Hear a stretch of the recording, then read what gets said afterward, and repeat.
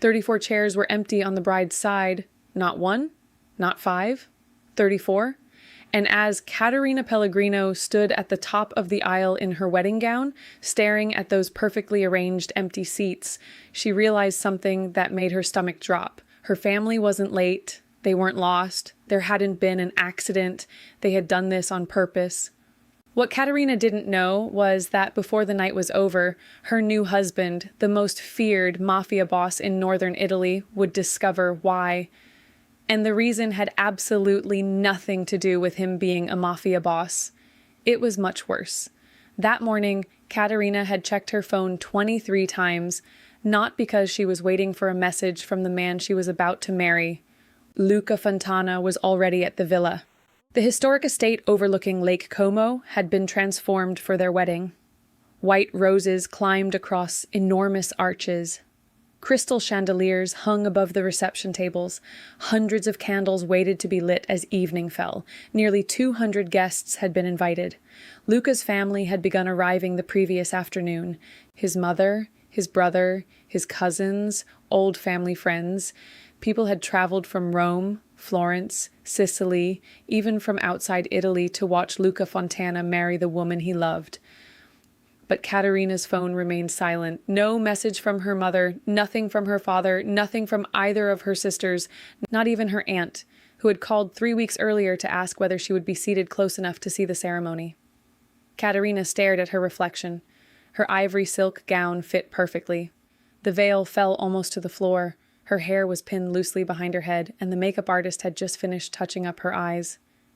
She should have felt like the happiest woman alive, and part of her did. Today, she was marrying Luca. To most people, Luca Fontana was a name spoken carefully. Some respected him.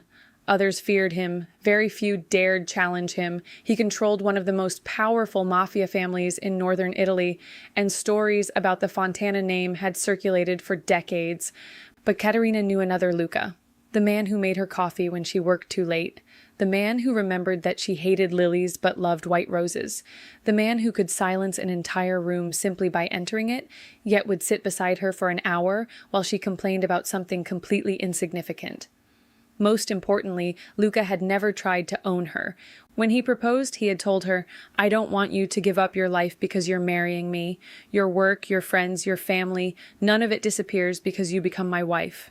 Maybe that was why Caterina had never told him the entire truth about her family. He knew the relationship was difficult, complicated. That was the word she always used. And Luca had respected the boundary until their wedding day. The bedroom door opened softly. Graziella Fontana stepped inside. Luca's mother carried a small velvet box. "May I?" Caterina smiled. "Of course."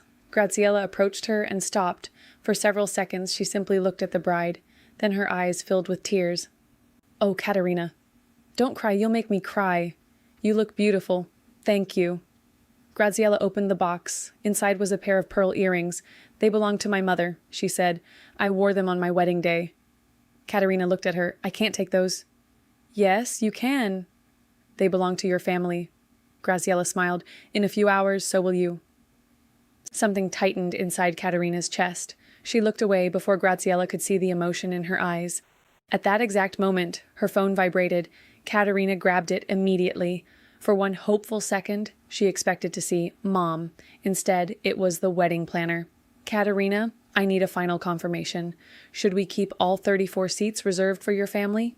Caterina stared at the message. 34. Her parents, her 2 sisters, aunts, uncles, cousins.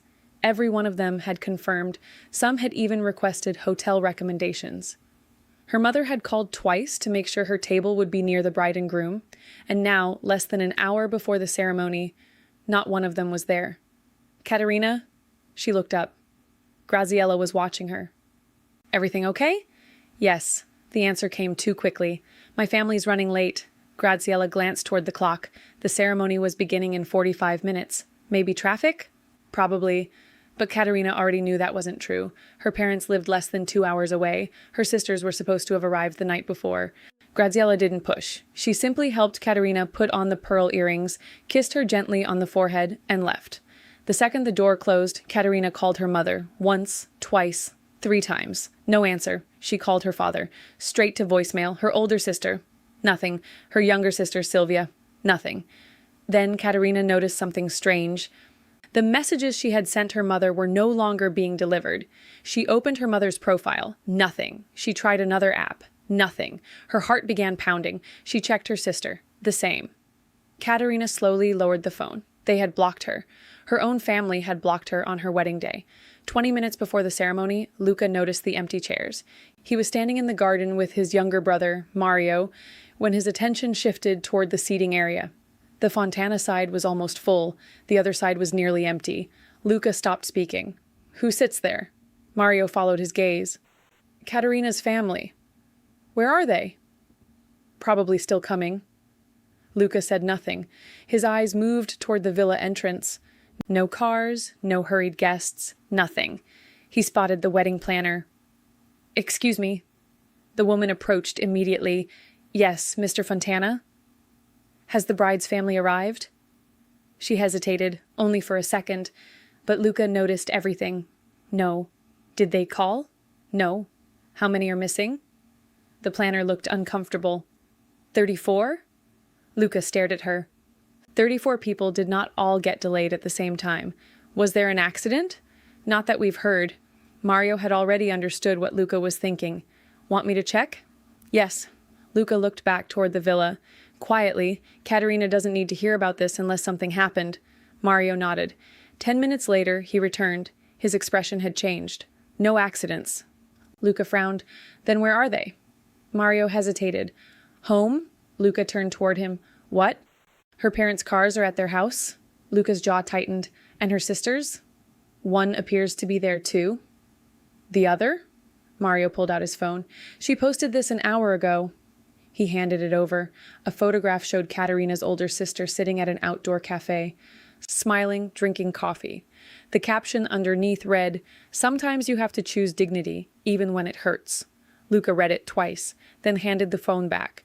His expression became unreadable. There had been no accident, no emergency, no delay. Katerina's family had deliberately stayed home, all of them. When Katerina finally came downstairs, the orchestra had already begun playing. Graziella waited near the bottom of the staircase. Katerina looked toward the entrance. Still nobody. Her father was supposed to walk her down the aisle. For months, she had imagined that moment. Despite everything between them, she had wanted him there. Katerina, Graziella said softly. The bride looked at her. I can walk alone. You don't have to. I know. Graziella took her hand. Then I'll walk with you to the doors. Katerina nodded. Together they crossed the villa. When the doors opened onto the garden, every guest stood, and there was Luca, waiting for her, tall, impeccably dressed in black, his attention fixed completely on the woman walking toward him. Katerina took one step, then another, and saw them, the chairs, 34 empty white chairs, perfectly lined up, impossible to ignore. Her fingers tightened around the bouquet. She could feel people looking, some whispering, some wondering, others probably already understood. For one terrible second, Katerina almost stopped walking. Luca saw it. Not the chairs, her. He saw the exact moment she looked toward them, the way her shoulders stiffened, the way she drew a breath, the way she forced herself to lift her chin and keep moving. And Luca understood something. She knew. When Katerina finally reached him, he offered his hand. She took it. I'm sorry, she whispered. Luca frowned. For what? Her eyes moved toward the empty chairs. For this. Luca glanced at them, then back at his bride. Look at me. She did. You have absolutely nothing to apologize for. Luca, not today. His voice was quiet. Today, you're marrying me. Everything else can wait. The ceremony began. For the next 30 minutes, Katerina tried to forget. When Luca placed the ring on her finger, her hand trembled. When he kissed her, the guests applauded. And for a few precious moments, those 34 chairs seemed to disappear. But Luca did not forget them, because after the ceremony, he noticed something else. It wasn't only Katerina's immediate family. Her childhood friends weren't there. Old neighbors she had mentioned weren't there. A former teacher Katerina once described as almost a second mother hadn't come either. It was as if someone had drawn a line around Katerina's entire past and convinced everyone on the other side not to cross it. This wasn't beginning to look like a family disagreement. It looked organized. During the reception, Katerina became very good at avoiding questions. Your parents couldn't make it? Something came up. Your sisters too? Yes. That's terrible. It's okay. Smile. Change the subject. Move away. But Luca watched her. Not because he distrusted her, because he could see how much it hurt. At one point, Katerina slipped outside onto a quiet terrace overlooking the lake. Luca followed several minutes later. Running away from your own wedding? She gave him a weak smile. Only for 5 minutes. Then I'm running away too. He stood beside her. Neither spoke for a while. Finally, Luca asked, "Did you know they weren't coming?" Katerina stared at the water. "No." "But you're not completely surprised." She swallowed. "I'm surprised." "Katerina," his voice was gentle. That made it harder. "Not today, Luca. I don't want to ruin today." "Then don't ask." He studied her. "Did they do this because of me?" Katerina immediately turned toward him. "No." The answer came so fast that Luca was taken aback. "No, don't think that. People know who I am. I know. Your family may have decided. They didn't." Her voice cracked. "This has nothing to do with you being a mafia boss, nothing." Luca stared at her. "Then why?" Katerina didn't answer. "Is it because of something you did?" She lowered her eyes. Her silence answered him. Luca's expression changed. "What did you do?" Katerina gave a bitter little laugh. "That's the wrong question. What's the right one?" She finally looked at him. "What did I refuse to do?" Luca said nothing. "Katerina, what did they want?" Her eyes filled. Before she could answer, music drifted from inside. She quickly wiped beneath one eye. "We should go back."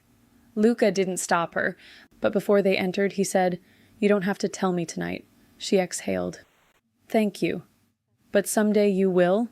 Katerina looked at him. "Yes." Close to midnight, Mario quietly approached Luca. "You need to see something."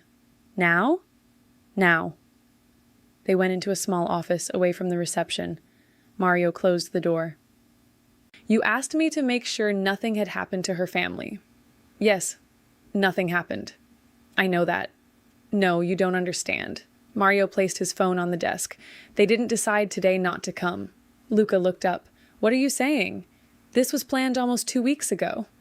On the screen were screenshots from a private family group. Luca began reading. The messages mentioned the wedding, but strangely, none mentioned him. Not once. They were all about Katerina. "If we go, she'll think she can do whatever she wants without consequences." Another, "She needs to understand she's no longer one of us." Then, "Nobody answer her calls on the wedding day." Luca's expression hardened. He kept scrolling. A message from Katerina's father appeared. "After everything we've done for her, she chose to deny us what we're owed." Luca stopped. "What they're owed?" Mario shook his head. "I don't know." Luca scrolled farther. Then another message appeared. This one was from Katerina's mother. If she had signed when we asked her to, none of this would have happened. Luca stared at the word. Signed. What was she supposed to sign? I don't know yet. Then he reached the final message, sent that morning, only hours before Katerina put on her wedding dress. Let her stand there alone today. Maybe then she'll finally understand what happens when you turn your back on family. Luca slowly placed the phone down. For the first time that day, the anger he had been hiding appeared openly on his face. He left the office, crossed the crowded ballroom, and found Katerina laughing beside his mother, still pretending everything was fine, still protecting everyone else from the truth, even him. Katerina saw him approaching. Her smile disappeared. She knew that look. Luca stopped in front of her. "Come with me." "Luca." "Please." She followed him into a quiet room. He closed the door, then looked directly into her eyes. "What did they want you to sign?" Katerina went pale. She didn't ask how he knew. She didn't deny anything. Instead, she slowly sat down. "Who told you?" "That doesn't matter. It matters to me." "Katerina, Luca crouched in front of her. You told me they didn't stay away because of me. They didn't. Then tell me why. Katerina closed her eyes. For several seconds, the composed bride who had survived the entire day disappeared. She was simply a daughter who had spent years carrying something alone. Because I finally said no. To what? Her eyes opened. To something they'd been making me do for years. Luca's jaw tightened. What? Katerina looked toward the closed door, then back at her husband. My family didn't abandon me today, Luca. Her voice trembled. Today was just the first time they wanted everyone else to see it. Luca didn't move. Katerina twisted her wedding ring nervously. What they did before today is why I promised myself I'd never sign another thing for them. And in that moment, Luca understood that the 34 empty chairs were not the real story. They were only the punishment. The real story had begun 7 years earlier, and the woman he had just married had been hiding it from everyone ever since. Katerina stared down at her wedding ring. Beyond the closed doors, the reception continued. Music, laughter, glasses clinking. Nearly 200 people were celebrating her marriage while she sat in a quiet room trying to explain why 34 members of her own family had deliberately left their chairs empty. Luca didn't rush her. He sat across from her and waited. Finally, Katerina spoke. It started when I was 22. Luca remained silent. My father owned a small transportation business. Nothing huge. A few trucks, contracts with restaurants and stores. My mother handled the books. And you? I had just started working in Milan. Katerina looked down at her hands. One afternoon, my father called me. He said the business was in trouble. She could still remember the conversation. She had been standing outside a metro station when her phone rang. Katerina, I need your help. What happened? Nothing we can't fix. We just need to get through a difficult few months. Her father explained that he needed her signature. Not money, not even a loan from her. Just a signature. A formality, Katerina said bitterly. Luca's expression changed slightly. You signed. Yes. What happened? Nothing. Luca frowned. Nothing? That was the problem. The business survived. Her father thanked her. Her mother told her how proud she was. For weeks, Katerina felt as if she had done something important. She had saved the family.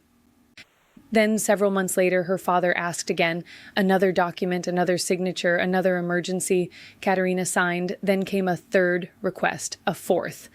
Eventually, she stopped asking many questions because every explanation sounded the same. It's for the family. Luca leaned forward. How long did this continue? Almost 7 years. His eyes snapped toward her. 7? She nodded.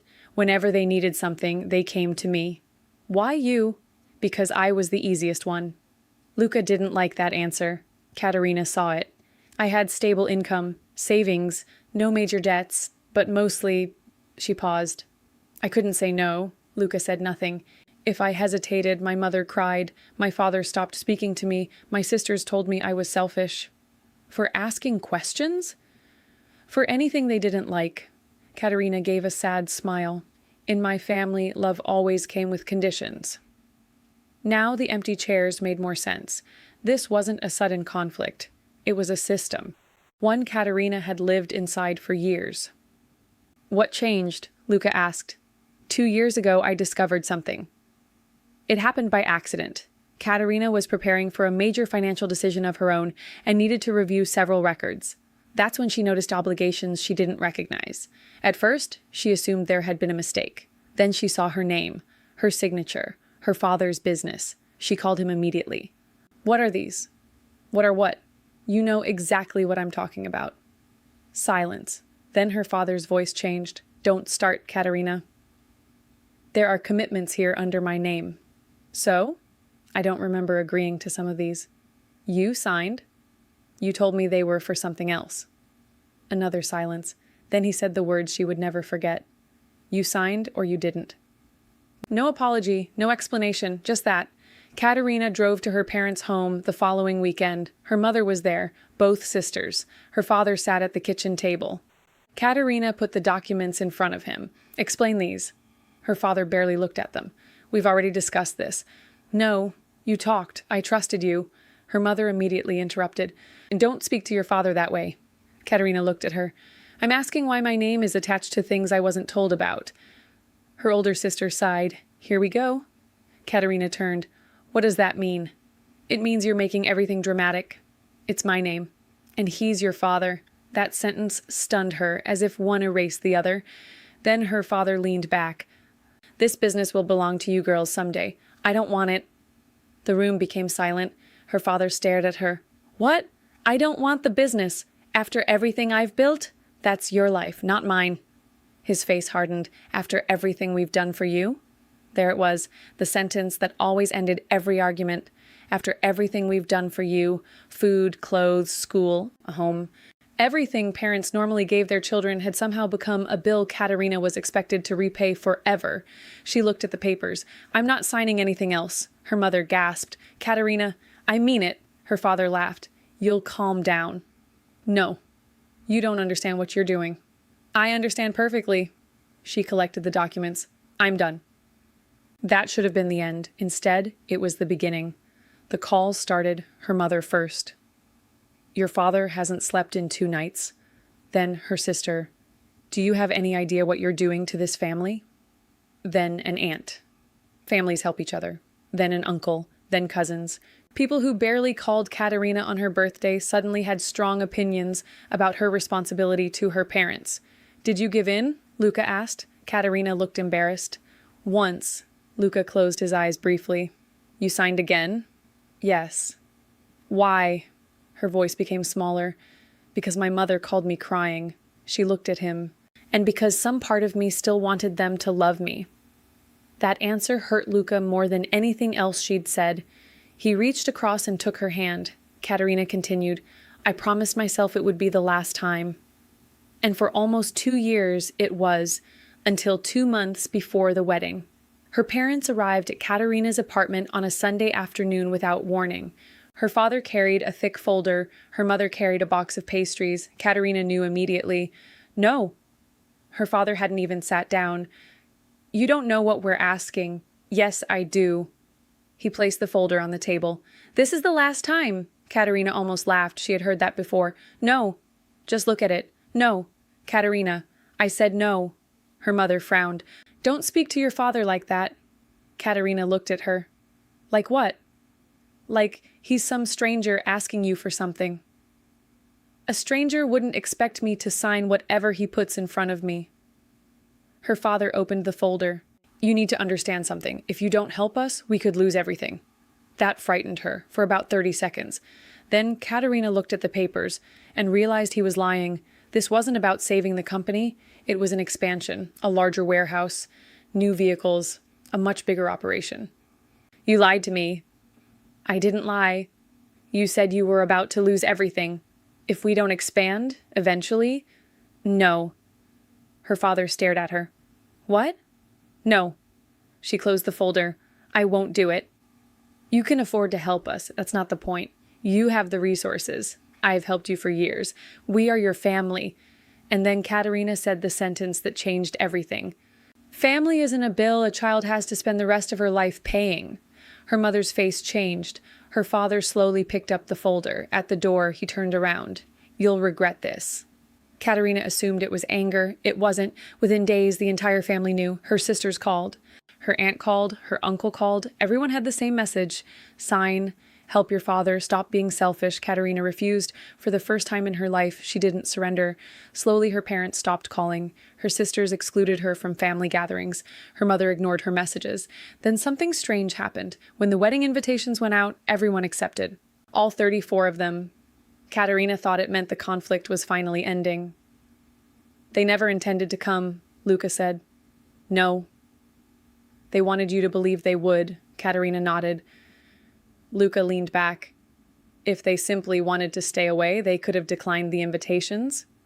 She looked at him. They wanted the chairs empty. Yes.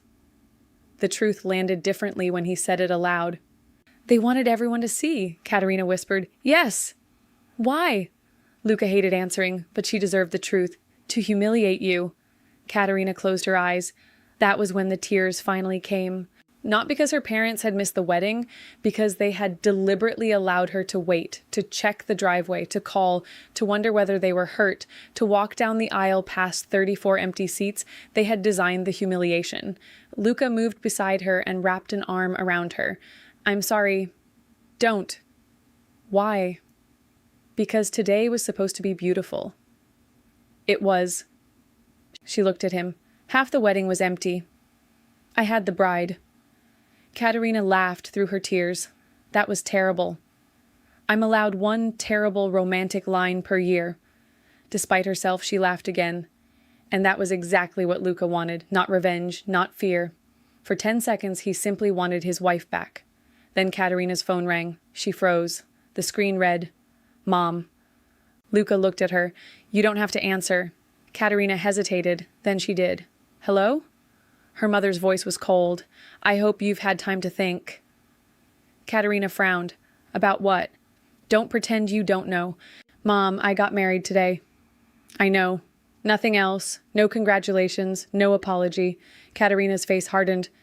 "Then why are you calling?" "Your father is giving you another chance." Luca heard every word. "Another chance?" "To fix what you've done." Katerina almost laughed. "You didn't come to my wedding. You put us in that position." "How?" "You know how." Then her mother said, "We'll come to the villa tomorrow morning." "No." "Katerina, don't come. Your father is bringing the documents. You sign them and we can put this ugliness behind us." Luca extended his hand.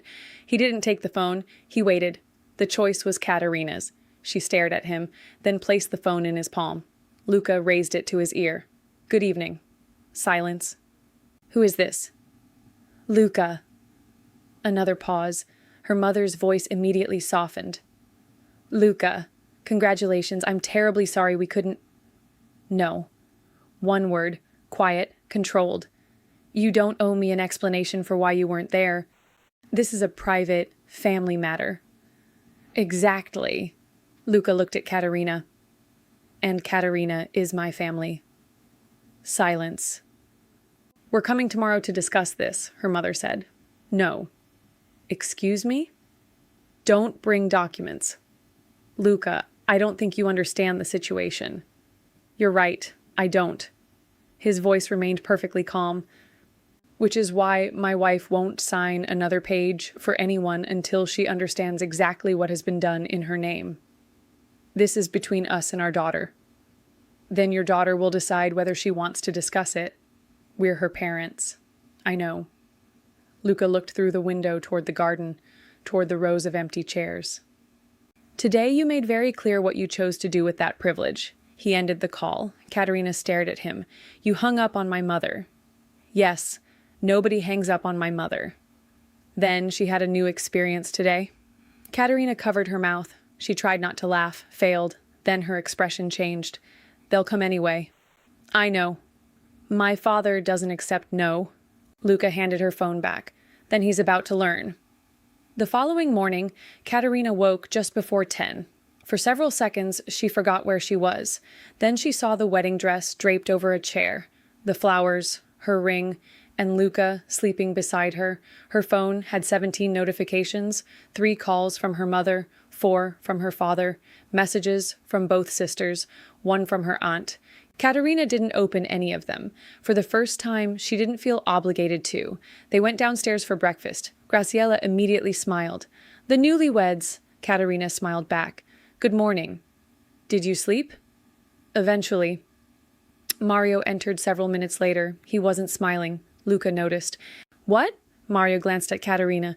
"They're here." Her spoon stopped halfway to her cup. "Who?" "Your parents." Katerina stood. "At the gate?" "Yes." "Alone?" Mario hesitated. "No." Luca's expression sharpened. "Who else?" "Both sisters. An uncle. 2 other people." Katerina swallowed. "Does my father have the folder?" Mario looked at Luca. "Several." Luca turned to his wife. "You decide." Katerina was silent. She could send them away. Part of her wanted to. But she had spent years avoiding the final confrontation. Maybe it was time. "Let them in." Luca nodded. "Okay." 10 minutes later, Katerina's family entered the main sitting room. Her mother was dressed elegantly. Her father wore a gray suit. Under his arm was a thick folder. Her sisters followed behind them. No flowers, no wedding gift, no congratulations. Her mother looked around. "Can we speak privately?" Katerina answered, "Luca stays." Her father frowned. "This is a family matter." Katerina looked at Luca, then back at her father. "Luca is my family." Something changed in her father's face. For the first time, he seemed to understand that his daughter wasn't standing alone anymore. They sat. Her father placed the folder on the table and pushed it toward her. "Sign and we can forget all of this." Katerina didn't touch it. "What exactly am I supposed to forget?" "Don't start. I want to hear you say it." Her mother interrupted. "We came to make peace. You deliberately skipped my wedding because you needed to understand how deeply you've hurt us." Luca remained silent. This was Katerina's fight, but she could feel him beside her, and for the first time in front of her family, she wasn't afraid. "Open it," her father said. Katerina didn't move. Luca reached toward the folder. Her father snapped, "That's not for you." Luca stopped, then pushed it toward Katerina. "Then you open it." She did. The first pages were what she expected. Business expansion, guarantees, financial commitments. Then she reached a page she had never seen. Katerina stopped. "What is this?" Her father shifted. "A formality." "Since when does this exist?" "It doesn't matter." "When?" "Katerina," Luca looked at the page. Something caught his attention. The document didn't concern only her father's company. Katerina's name appeared repeatedly. So did references to older documents. Much older ones. Luca pointed toward one. "Have you seen this attachment before?" "No." Her father stood.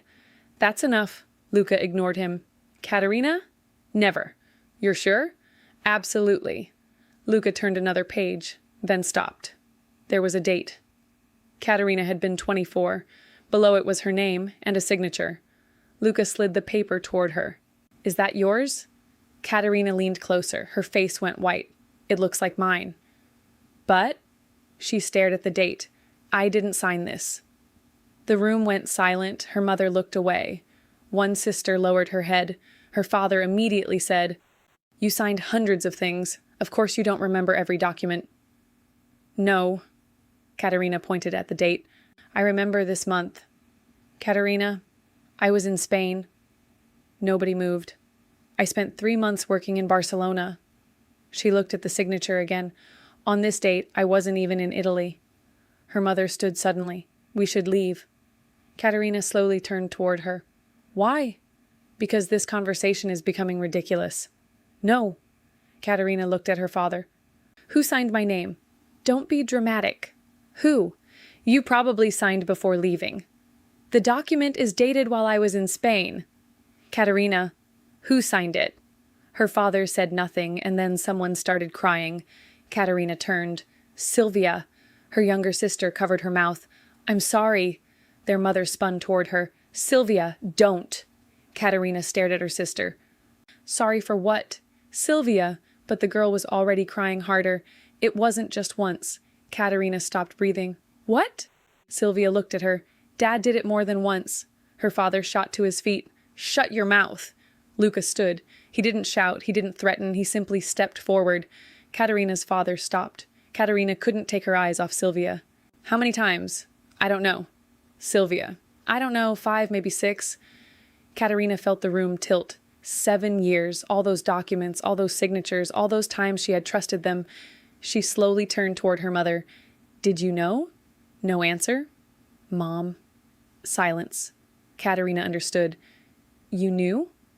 Her mother's eyes filled. "Your father was trying to keep the family afloat." "You knew." "We didn't have a choice." "Yes, you did." Katerina's voice broke. "You had the choice to be my mother." Nobody spoke. Katerina looked at her other sister. "You knew too?" The woman lowered her head. "We found out later." "And you said nothing." "We were afraid." "Of who?" Nobody answered. And suddenly, Katerina understood something even worse than the forged signatures. Some of the people who had left those 34 chairs empty knew. Maybe not everything, but enough. And they had still chosen to punish her. Not the man who used her name, her, because she had finally refused to let him continue. Katerina looked at her father. Is that why you didn't come yesterday? He straightened his shoulders. You put this family in danger. Me? If you had signed, none of this would have happened. Something inside Katerina finally broke, but not in the way her father expected. She didn't cry, she didn't beg, she didn't try to convince him. She closed the folder and pushed it back. Leave, her mother gasped. Katerina, all of you. Her father grabbed the folder. You'll regret this. For the first time in her life, Katerina wasn't frightened by those words. No. She looked directly at him. I regret that it took me 7 years to say no. Her father turned toward the door, but Sylvia didn't move. Katerina, go. There's something else. Her father's head snapped around. Sylvia. Katerina felt Luca's hand gently touch her back. What else? Sylvia looked terrified. The documents aren't the real reason Dad needed your signature this time. Katerina frowned. What does that mean? The business has been in trouble for months. Sylvia, enough. No. For the first time, Sylvia screamed back at their father. Everyone froze. She turned to Katerina. He wasn't trying to expand. Katerina felt a chill. Then what was he doing? Sylvia swallowed. He needed everything to look normal until after the wedding. Luca's eyes narrowed. Why after the wedding? Sylvia looked at him, then at her sister. Because Dad knew exactly who Luca was. Katerina stared at her. I don't understand. Dad was never angry that you were marrying a mafia boss. Her father moved toward the door. Mario appeared in the doorway and quietly blocked his path. Katerina stood. Then why? Sylvia wiped the tears from her face. Because he was counting on it. The room went silent. What? Sylvia's next words came slowly. He thought marrying Luca would solve everything. Katerina looked at her father, and suddenly Luca understood before she did. Her family hadn't rejected the mafia boss. They had wanted him. Katerina's marriage wasn't the reason her father had turned against her. It was supposed to be the final piece of his plan.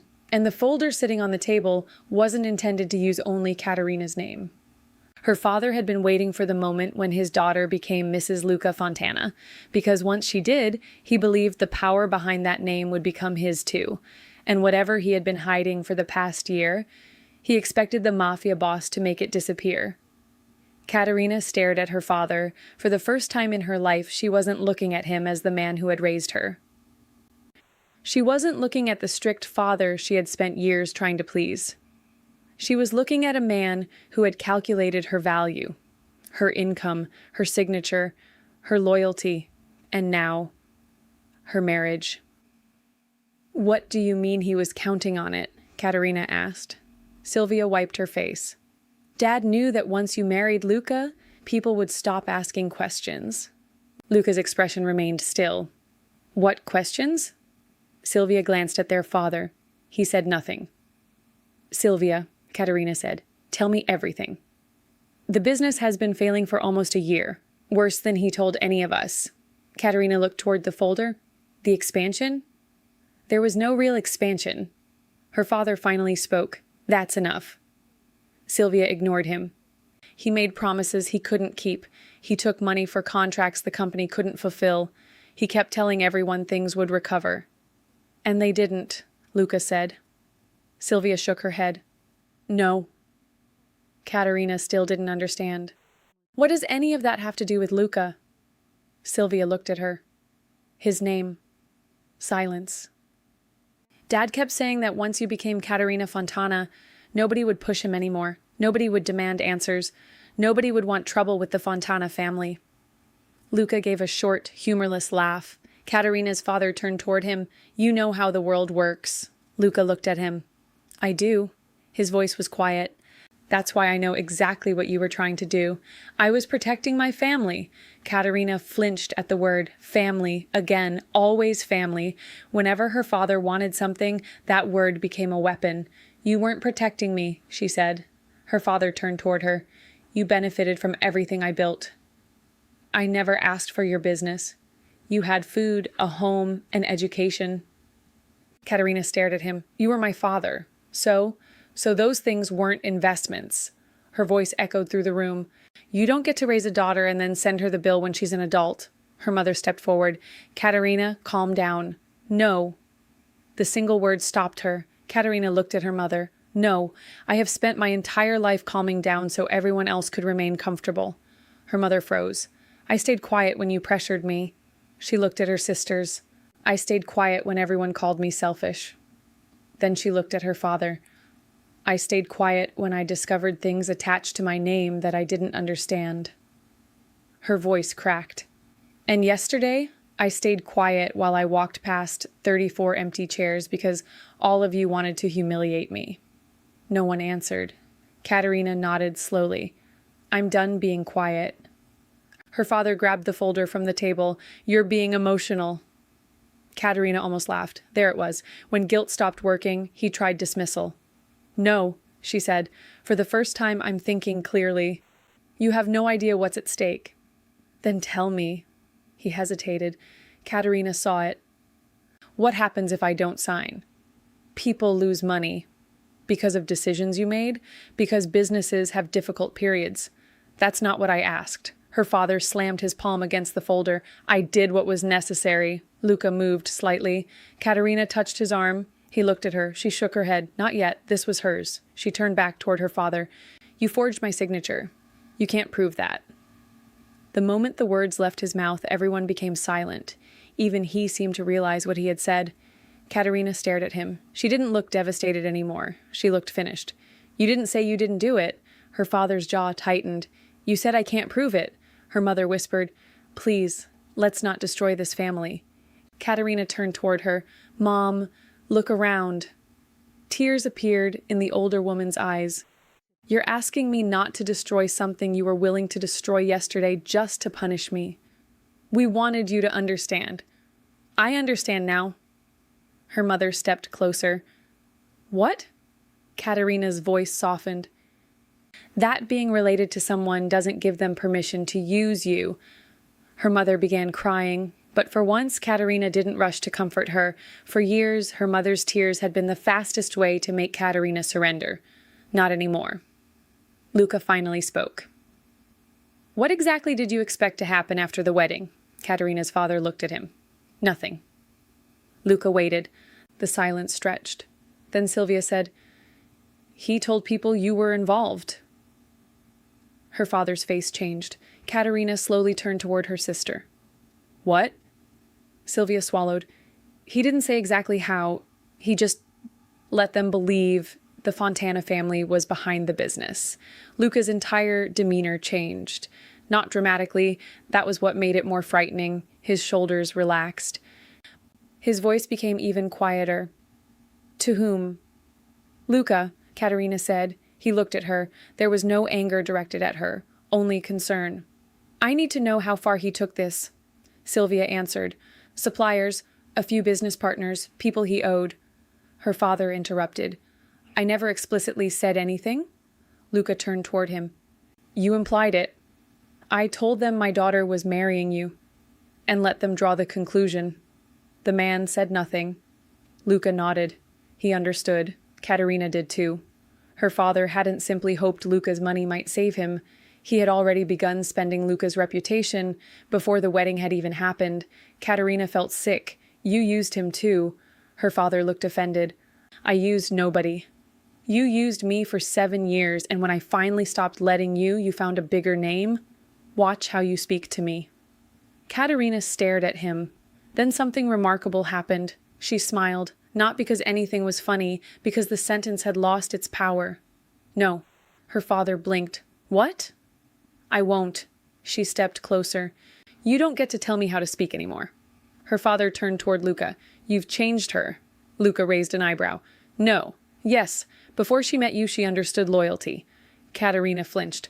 Luca noticed. He stood. For the first time, he walked directly toward her father. He stopped several feet away. I didn't teach Katerina to turn against her family. His voice was controlled. I taught her nothing. Then he looked toward his wife. She did this herself. Katerina's eyes filled. Luca continued. The only thing I did was refuse to punish her when she said no. Nobody spoke. That shouldn't make me exceptional, Luca said. It should make you ashamed. Katerina's father looked away. Then he did something nobody expected. He turned toward Katerina. His voice softened. Fine. She knew that tone. She had heard it before. Whenever anger failed, he became the wounded father. Forget the papers. Katerina didn't answer.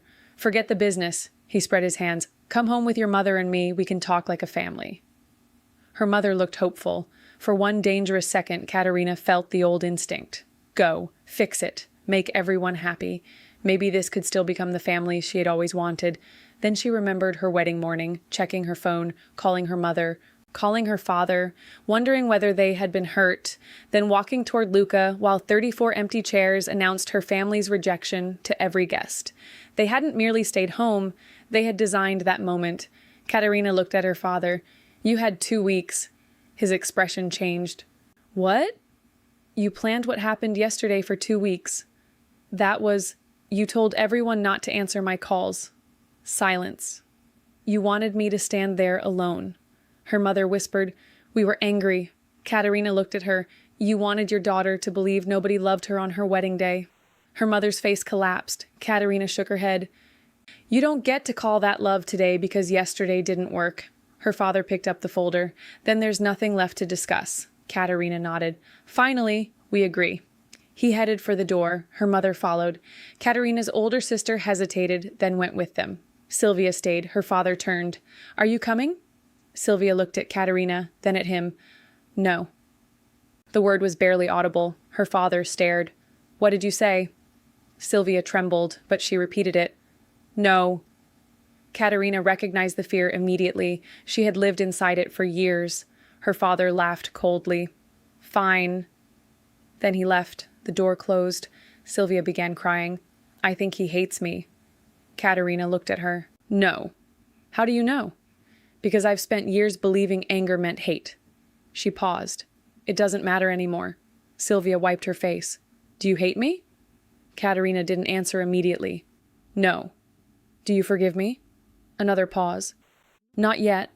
Sylvia nodded. I understand. But you told the truth today. Too late? Maybe. Katerina looked at her sister. But you still told it. Sylvia began crying harder. This time Katerina stepped forward. She didn't promise everything would be fine. She didn't pretend the past hadn't happened. She simply hugged her. For a few seconds, that was enough. After Sylvia left, Katerina sat alone with Luca. The room suddenly felt enormous. Are you okay? He asked. She laughed weakly. I have absolutely no idea. Fair answer. Katerina looked at the floor. Do you think I'm stupid? Luca frowned. For what? For signing things for years. No. I should have known. Known what? That your father might lie to you? Yes. Why? She looked at him. Because apparently everyone else could see what he was. Luca shook his head. It's always easier to see a trap when you're standing outside it. Katerina was silent. When someone you love asks for help, Luca continued, you don't begin by assuming they're trying to hurt you. Her eyes filled. That doesn't make you stupid. Naive? Sometimes. She stared at him. That was supposed to make me feel better? You told me you don't like overly romantic speeches. She laughed. True. Luca smiled. Then Katerina became serious. What are you going to do about my father using your name? Nothing today. Luca. He took her hand. You're waiting for me to become the man everyone thinks I am. She said nothing. To make a phone call. Send people somewhere. Frighten him. Katerina looked uncomfortable. Maybe. I won't. Her eyebrows rose. Why? Because then this becomes a story about me rescuing you. He squeezed her hand. You don't need rescuing. The words hit her harder than she expected. You already said no. He looked toward the door her father had just walked through. And this time you're going to keep saying it. The weeks that followed were difficult. There was no magical reconciliation. Her father sent angry messages. Her mother left tearful voicemails. Aunts and cousins tried to intervene. Katerina didn't respond. For the first time, silence didn't feel like guilt. It felt like peace. She began going through every document connected to her name. This time, she didn't do it alone. Not because Luca took control. He didn't. Whenever Katerina asked what she should do, his answer was the same. What do you want? At first, she hated that question. I don't know. Then take your time. But what would you do? Doesn't matter. It matters to me. Then I'll tell you after you decide. Katerina finally understood why. For 7 years, everyone had told her what she owed, what she should sign, how she should behave, who she should protect. Luca refused to become another voice deciding for her, even when doing so would have been easier. Sylvia contacted Katerina a month later. They met at a small cafe. Sylvia arrived carrying an envelope. "I found more." Katerina's stomach tightened. "More documents?" Sylvia nodded. "Copies? How many?" "I don't know exactly." Katerina took the envelope. "Does Dad know you have them?" "No." Sylvia, "I know." Her sister looked exhausted. "He barely speaks to me now." Katerina felt the familiar urge to apologize, then stopped. Sylvia noticed. "I finally understand." "What? What happened to you?" Katerina said nothing. Sylvia continued. "When I started asking questions, Dad stopped answering my calls. Mom told me I was tearing the family apart." A bitter smile crossed Katerina's face. "I've heard that one." "I know." Sylvia looked down. "I'm sorry." Katerina reached across the table, not to forgive everything, not yet, just to take her sister's hand. "Why didn't you come to the wedding?" Sylvia's eyes filled. "I wanted to, but I was more afraid of disappointing Dad than I was afraid of hurting you." The honesty hurt, but Katerina preferred it to another excuse. "Thank you for telling me. I don't deserve forgiveness." "Maybe forgiveness isn't about deserving it." Sylvia looked up. "Then what is it about?" "I'm still figuring that out." For the first time, they both smiled. 2 months after the wedding, Katerina and Luca returned to the villa on Lake Como. No guests, no orchestra, no hundreds of flowers, just the two of them. They walked through the garden. Katerina stopped at the place where her family's chairs had been. Luca noticed. "You okay?" "Yes." "What are you thinking?" "The wedding." "Do you regret it?" Katerina thought for a moment. "One thing." Luca looked concerned. "What?" "I spent too much time looking at the empty chairs." He glanced toward the grass. "They were difficult to miss." "I know." Katerina smiled. "But I think I was looking in the wrong direction." Luca waited. "I was so focused on everyone who wasn't there that I almost forgot everyone who was. Like my mother? Yes. Mario? Yes. Me?" Katerina pretended to think. "Eventually." Luca put a hand to his chest. "Cruel." She laughed. Then her expression softened. "You especially." She took his hand. "You know what's strange?" "What?"